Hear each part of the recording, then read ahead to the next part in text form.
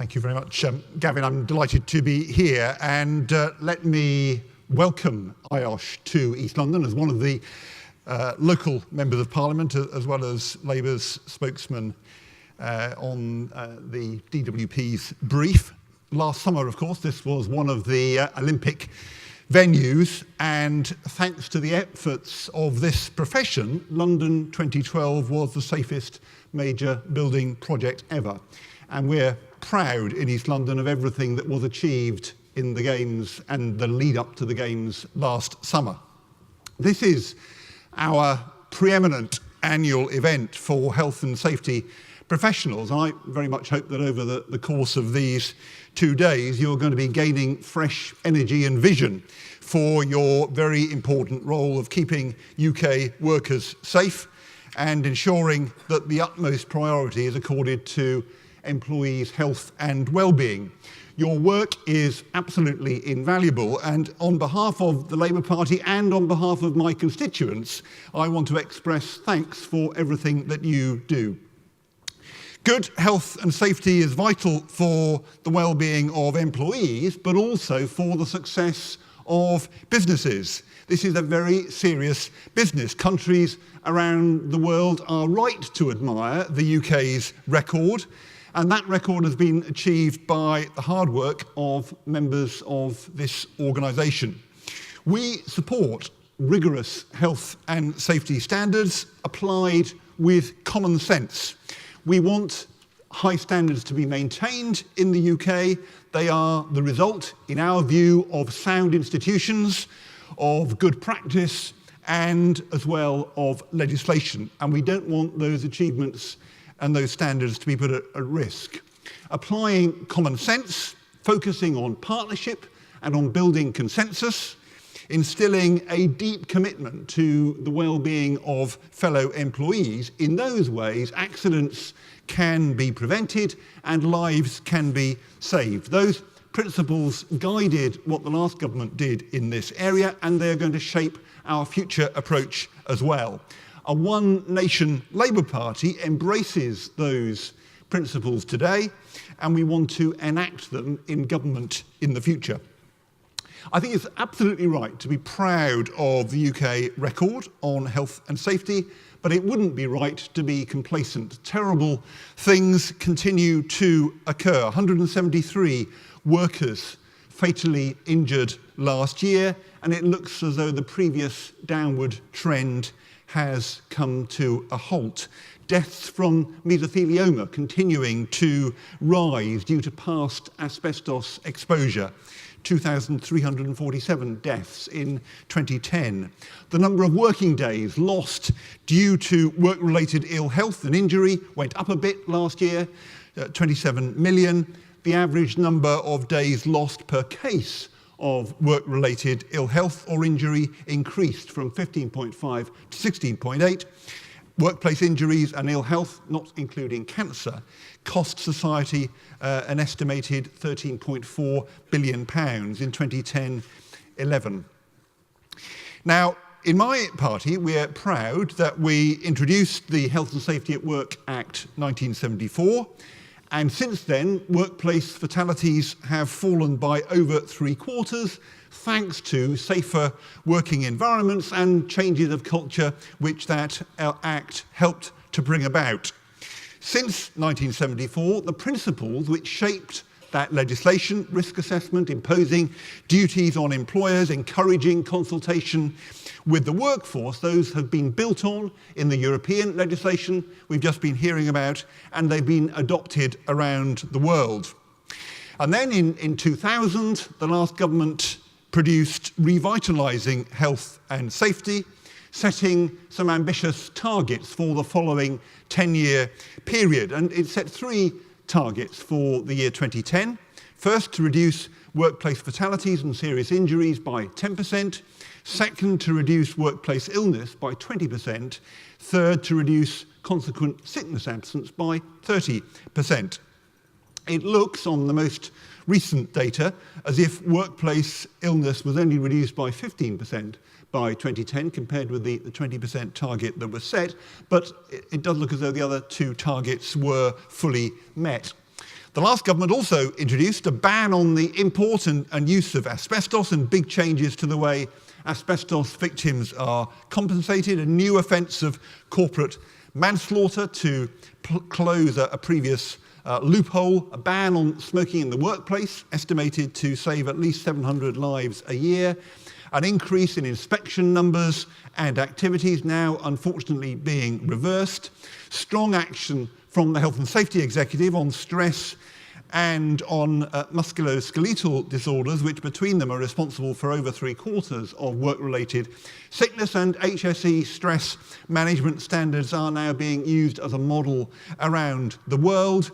There was a construction summit which helped deliver the conditions for London 2012 to be the safest major building project ever. And I think it's just worth mentioning that again, because that achievement did, I think, make a big contribution to helping make sure that everybody can cherish the inspiring memory of last summer's Olympic and Paralympic Games. Of course, it was the achievements of the athletes that really got everybody excited, but it was the preparation for the success of that event which laid the foundations for what was achieved. And health and safety coverage for groups such as the police, who'd previously been excluded, was delivered by the last government as well. Now, I am worried that the current government is putting some of those achievements at risk. We were particularly worried about where Lord Young was headed when he was bearing some responsibility in this area. But I must say, we very much welcome the Lofsted report. My colleague Andrew Miller, MP, and senior representatives of the trade union movement served on Professor Lofsted's advisory panel, and I do think that report has given us a compelling analysis of the current situation and an assessment based on the evidence of the right way forward. We do need to maintain a very clear focus on the evidence as his recommendations are put into effect. I think it's just worth reiterating the central conclusion of the report, which ministers accepted, and it was this: I have concluded that in general there is no case for radically altering current health and safety legislation. The regulations place responsibilities primarily on those who create the risks, recognising that they are best placed to decide how to control them and allowing them to do so in a proportionate manner. There is a view, he said, across the board that the existing regulatory requirements are broadly right. End of quote. And in response, ministers said, and I quote, "The government supports the recommendations of the review." And that report can help make sure that hard-won achievements on health and safety are upheld and are renewed. We always need to be open to new ideas, to changes of circumstances, and to proposals for regulatory reform, including for proposals to scrap rules which have become out of date or superfluous for some other reason. But the worry, I think, is of the government welcome for that report being merely superficial, while in reality it's used as a cover for doing something different. There is a real danger of the UK taking the wrong turn on health and safety. Ministers do appear to be too willing to undermine achievements in this field rather than to build sensibly upon them. Implementation should be on the basis of the evidence. There should be an ability and a willingness to work for consensus and to maintain the partnership that's been secured in this area. And certainly professional advice from bodies like this one needs to be taken very seriously. On civil liability, the government is heading in a very different direction from what the review called for. Professor Lofsted said he wanted there to be a review of how civil liability provisions work. That was a response, perfectly appropriate response, to widespread worries about the existence of a compensation culture.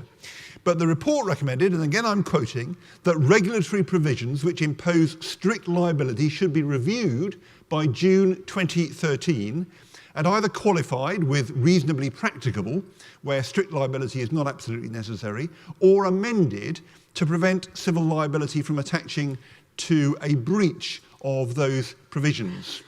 Instead, however, of the review that was called for, the government slipped an amendment into the Enterprise and Regulatory Reform Bill.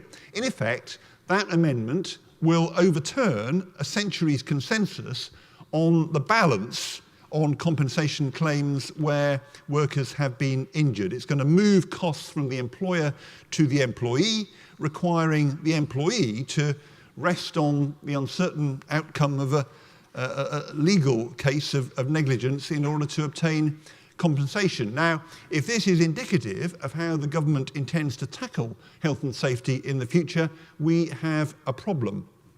Professor Lofsted called for a review. What we got were a couple of hasty clauses inserted into a passing bill. The recommendation should have been implemented. The government should have reviewed the matter, should have consulted on it in an open and transparent way, looking at the evidence, listening to what everybody had to say. Instead, ministers seem to have been driven by tabloid headlines about compensation culture rather than by the evidence. And so, in his review last month, Professor Lofsted said this: the approach being taken is more far-reaching than I anticipated in my recommendation.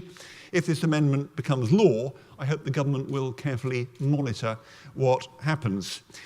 It's not the only area where the government has used the Lofsted recommendations as a cover, frankly, for doing something different. For example, the report recommended that local authority regulators continue to exercise their responsibilities, but that they should do so under the direction of the Health and Safety Executive. Let me again just quote what the report said. I therefore recommend that legislation is changed to give HSE the authority to direct all local authority health and safety inspection and enforcement activity in order to ensure that it is consistent and targeted towards the most risky workplaces. And the one-year-on review describes the decision merely to consult on a national local authority enforcement code as unfortunate.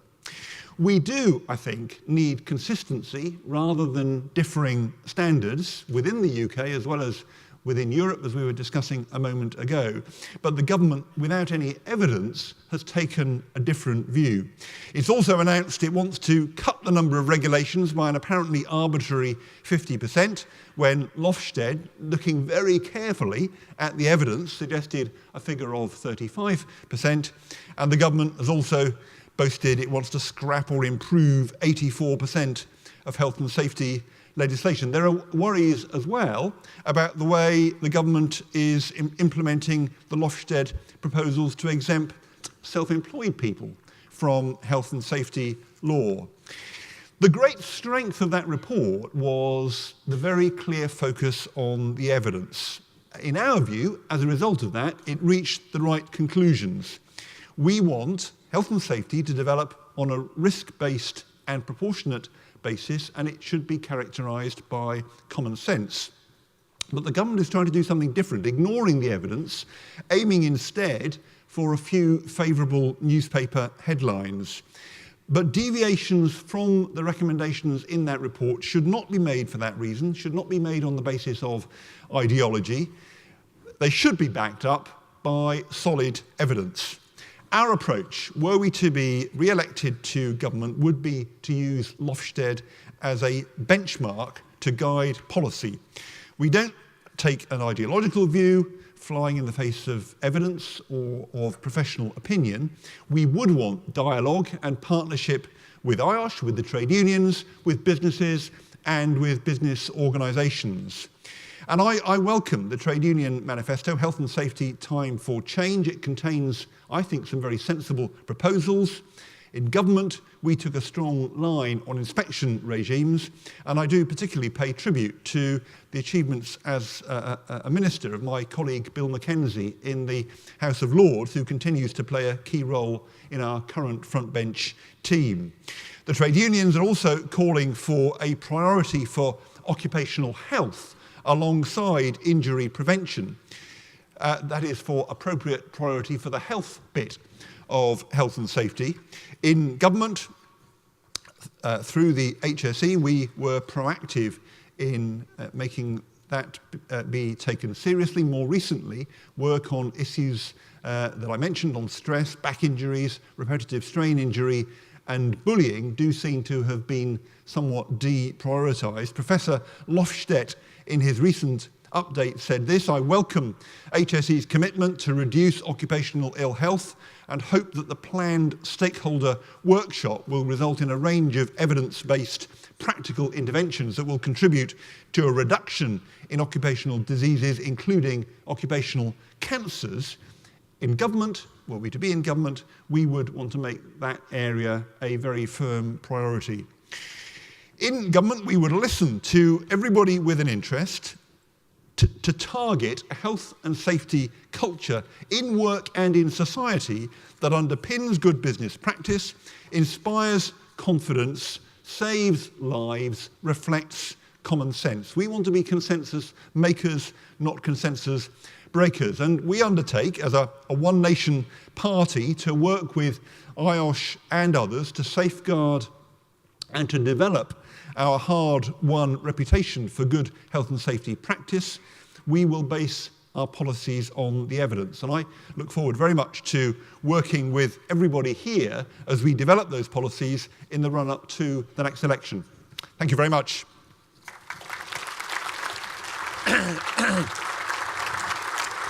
Thank you very much, Stephen. We've got time for a few questions. Again, please put your hand up. There's one that's turned up already on my iPad here, so I thought I'd put it to you straight away. In a time of high youth unemployment, was it sensible to increase retirement age with the addition of health and safety challenges? I mean, there are obviously challenges for an older workforce working longer. Well, I think youth unemployment is a huge priority, which a great deal needs to be done about. I don't myself see a conflict between raising the retirement age and effectively addressing youth unemployment. I mean, we've called for, in effect, a repeat of the Future Jobs Fund that we had in place before the election that was successful in reducing youth unemployment in the teeth of the recession. And interestingly, the Department of Work and Pensions just before Christmas produced an evaluation of that fund, which underlined what a success it was, and it was scrapped immediately after the election. So I think there's a lot that needs to be done about youth unemployment. I don't think that undermines the case for raising the retirement age. Excuse me, what about the other end? Those of us who get older are more likely to get sick, fairly obviously. So therefore, if you expect people to work a bit longer, there are implications for health at work, aren't there? There are, yes, and I think those do need to be factored into health and safety inspections and the work of the HSE, the work of members of this organisation. But on the whole, it is healthy life that's being extended at the moment, and a lot of people want to carry on working. I think they should have the opportunity to do so. And it can be very healthy to work. It can be good for people. Yes, some questions from the floor. Yes, there's a gentleman there.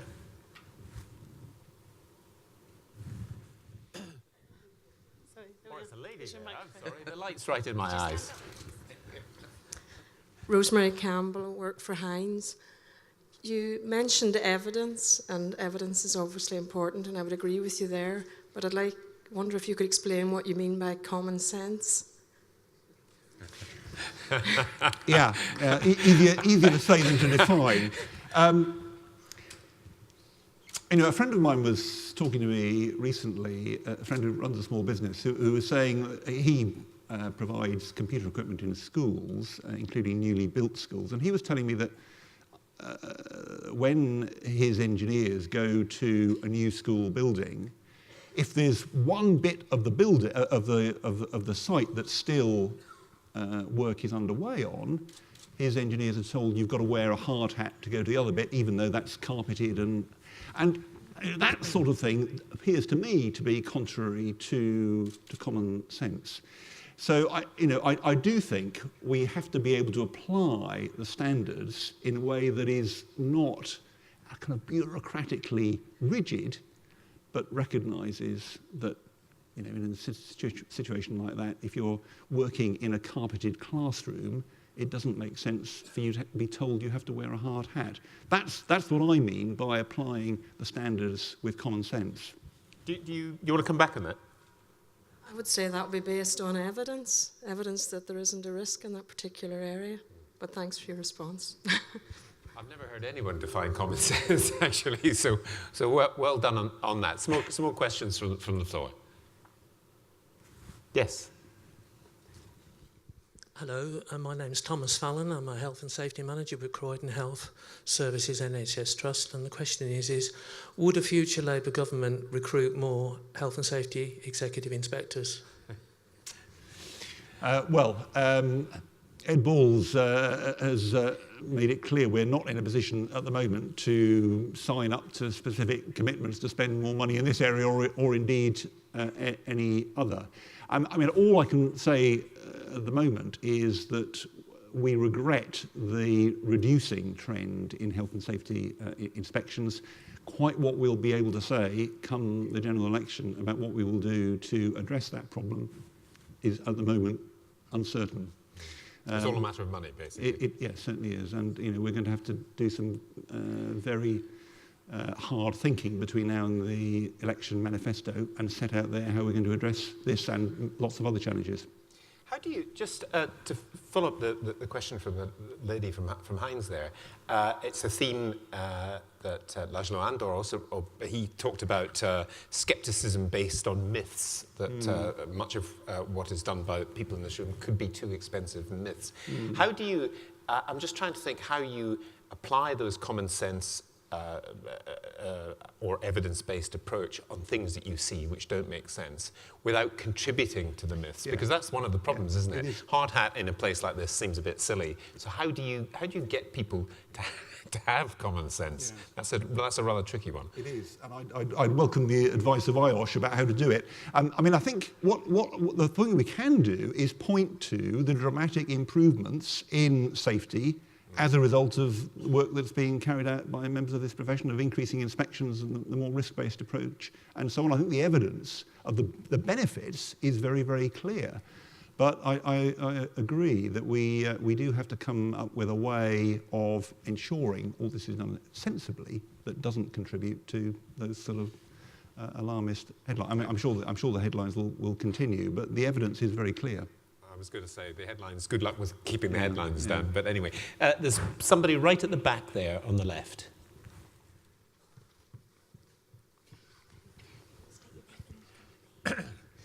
Hi, I'm Quincy Myers-John from News International Health and Safety Advisor.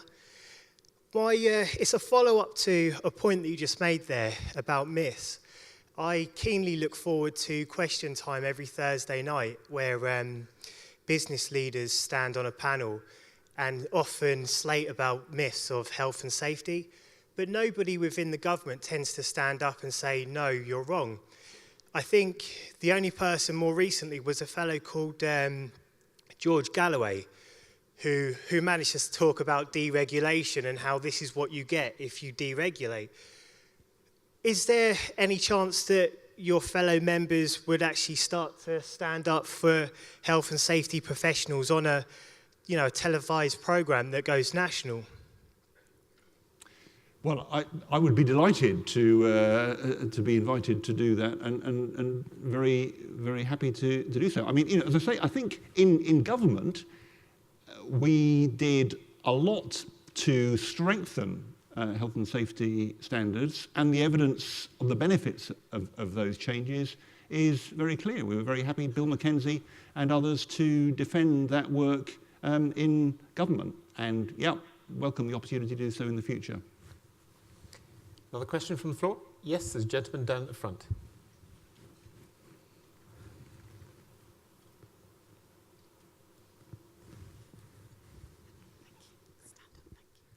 Ian Aspinall, work for the Mears Group.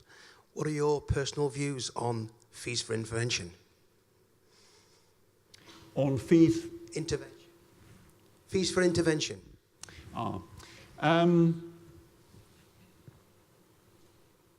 Well, I'd want to be a bit cautious. I can see that there is a case for introducing charges, not least to focus. I mean, if you do it sensibly, it should improve the incentives for companies to make sure they don't have a problem and to tackle risks where they arise. Now, whether that positive outcome is actually going to be delivered, I am uncertain at the moment, and I want to watch the evidence as this unfolds. So in principle, I don't have a problem with what's being done. I think it's the practice. We'll just have to be very careful about getting right. And just I know you've got other things to do, but just a final thought. You raised the phrase compensation culture, which is something which comes up in the television programs that the gentleman up there was talking about. How do you, this is the common sense question again, I suppose, how do you make sure that people who are wronged and injured have reasonable rights to claim compensation from people who are responsible for the wronging and the injuring them, without having SMEs in particular feeling that they are, oh, here's more red tape, here's more stuff I've got to get through. I do not want to spend a lot of time and money with my lawyers because it wasn't me. Well, it can only be done, it seems to me, by setting a very careful balance. I don't think there is a sort of magic bullet that solves all these problems, and that's my worry about what's being done on civil liability, that it changes the balance quite significantly in an adverse way as far as the employees affected are concerned, and certainly requires them to engage lawyers and so on in a way that hasn't been the case in the past. So I agree with Professor Lufstead. The balance, basically, in the UK system is right, and I think he reflects a consensus view of those who know about this. John Armitt, the chair of the Olympic Delivery Authority, very distinguished infrastructure builder, was on his advisory panel along with Andrew Miller and representatives of the TUC. And I think the view set out in the report that the current balance was right, it is a consensus view. And so it troubles me that we seem, in that particular case, civil liability, to be taking a big step in a direction that's contrary to the interests of employees. Okay, we'll leave it there. Stephen Timms, thank you very much. Thank you very much. Real pleasure. Very nice to see you.